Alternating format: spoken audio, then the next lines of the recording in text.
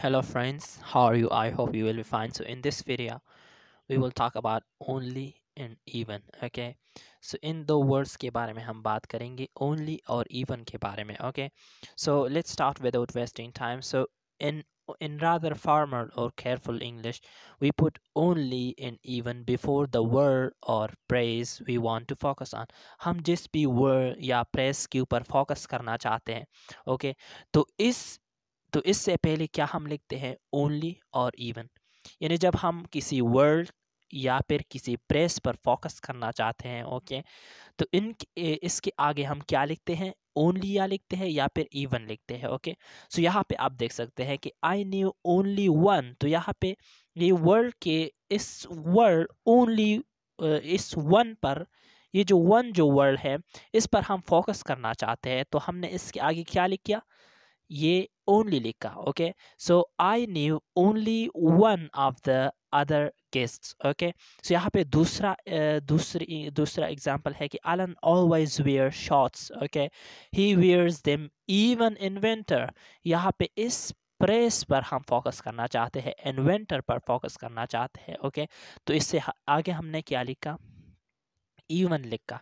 लेकिन अगर हम इनफॉर्मल इंग्लिश की बात करें, so but in informal English only in even can be in mid position. Okay, ये मिड पोजीशन में इनफॉर्मल इंग्लिश में, जब हम इनफॉर्मल लैंग्वेज इस्तेमाल करते हैं, इनफॉर्मल इंग्लिश इस्तेमाल करते हैं, तो ये जो इवन और ओनली होती है, it can be in mid position. Okay, so यहाँ पे आप देख सकते हैं कि I only knew one of the other guest. Okay, so यहाँ पे आप देख सकते हैं कि ये मिड पोजीशन पे आया है. यहाँ पे Alan even wear shorts in winter. Okay, so यहाँ पे आप देख सकते हैं कि we stress the word we want to focus on one winter. यहाँ पे आपने देखा कि हम उन वर्ड्स पर, या पे उन प्रेज पर जो है ना, जिस पर हम स्ट्रेस करते हैं, उसके आगे हमने क्या लिखते हैं, उससे उसके आगे हम ओनली या इवन लिखते हैं. कि यहाँ पे आप पढ़ सकते हैं कि we stress the word we want to focus on. हम उस वर्ड पर स्ट्रेस करते हैं जिस पर हम फोकस करना चाहते हैं. ओके, यानी स्ट्रेस मतलब उनको उनको जरा थोड़ा सा जोर से बोल लेते हैं. Okay, so only can be N adjective. Okay, ये एडजेक्टिव हो सकता है. ओके, ओनली एडजेक्टिव हो सकता है. यहाँ पे आप एग्जांपल में देख सकते हैं कि Saturday is the only day. Only day, यहाँ पे डे से पहले आया है, तो this is what we call is an adjective. Okay, ये हमारे साथ एडजेक्टिव है. यहाँ पे दूसरे एग्जांपल में आप देख सकते हैं कि we can use the adverb just. Okay, हम एडवर्ब जस्ट भी यूज करते हैं इंस्टेड ऑफ ओनली. ओके, कि यहाँ पे आप पढ़ सकते हैं कि I knew just one of the other guest. यहाँ पे this is an adverb here. Okay, so यहाँ पे और पढ़ते हैं इन ओनली इन इवन के बारे में. सो when we focus on the subject, जब हम सब्जेक्ट पर फोकस करना चाहते हैं, सो हम इस we put only and even before it. हम इसके आगे क्या लिखते हैं, only या फिर even लिखते हैं.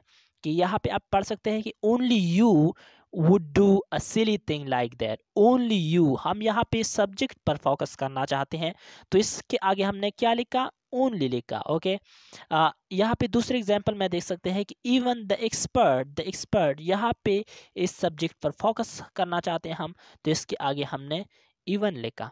ओके, अब सी में क्या कह रहे हैं कि an official written English on notices only comes after the word focuses on. Okay, यानी जो ऑफिशियल रिटन इंग्लिश होता है नोटिस में, ओके, ज़्यादातर, तो उसमें जो ओनली होता है वो वर्ड के बाद आता है. ओके, उस वर्ड के बाद आता है जिस पर हम फोकस करना चाहते हैं. ओके, सो यहाँ पे आप देख सकते हैं एग्जांपल में कि waiting limited to 30 minutes only. यानी यहाँ पे जो ओनली आया है ये इस फोकस्ड वाली वर्ड से बाद में आया है. सो आज हमने बात की ओनली और इवन के बारे में. उम्मीद रखता हूँ कि आपको कुछ ना कुछ इस वीडियो से समझ में आ गया हुआ होगा. अगर आपको कोई क्वेश्चन है, so you can ask that in comments below. So thank you so much for watching the video.